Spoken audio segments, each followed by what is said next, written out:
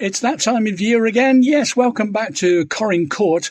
And we are broadcasting from our studios here in Callin Court, but looking forward to something that's actually happening next month.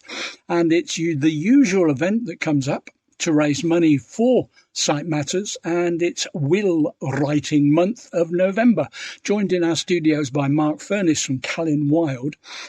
Thank you again for doing this November. Oh, you're very welcome. It worked really well last year, and we hopefully it'll be a really big success again next month. I suppose a lot of people worry about leaving a will because it's a statement for later in your life, isn't it, really? It's something you've got to do, but I should imagine a lot of people put it off. Yeah, the majority of people do put it off. No one likes to think about your own demise in the future, but unfortunately it is something that does need to be done. And the Will Writing Month does hopefully give people the encouragement to take that step to sort their affairs out, but also raise some money for Sight Matters. What would happen to a person if they hadn't written a will? If you haven't written a will, then the law will dictate where your assets go. And that is, for some cases, that's fine. But for a lot of cases in modern society, that doesn't really work now. And effectively, you're not having the choice as to where your assets go on your death, which we all like to make our own choices. So therefore, write a will and your choices are made. So people approach yourselves at Callin Wild. We'll give details a bit later on. What information do the people need before they come to see you?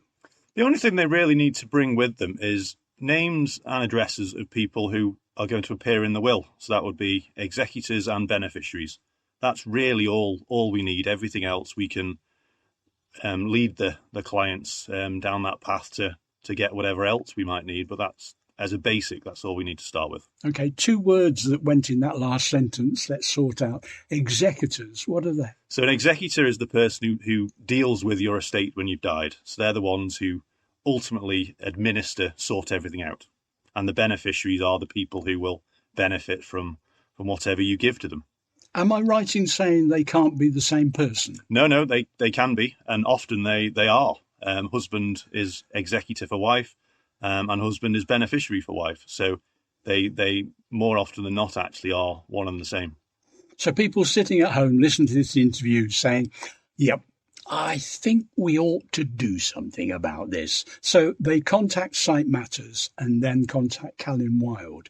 What does it involve? Coming into your offices in Athol Street? Yeah, all anyone needs to do is give Callin Wild a ring on 623-195, and we'll make an appointment. They need to mention the Sight Matters will writing scheme, and they'll come in, meet one of our private client team, myself and some of my colleagues, and we'll take it from there. How long roughly does it take to go through the first chat? The first meeting was probably about half an hour. Thereafter, depending on how many we get, the wills will be produced perhaps in the next couple of weeks after that. And then it's another appointment to sign everything up and it's job done. When the will is all sorted out, can you keep copies or does it get back to the person for their retention? Keeping the copy, the original will is paramount importance because that is the original document. We at Callin Wild are happy to retain them in our safe. We don't charge for the service and they sit there, what's called held to your order, for anyone to find in the future. So once again, it's a service by Callin Wild to raise funds for Sight Matters. What costs involved? So the costs are, there's £200 plus VAT for one will. And if you're doing a couple, so husband and wife or partners, it's £300 plus VAT.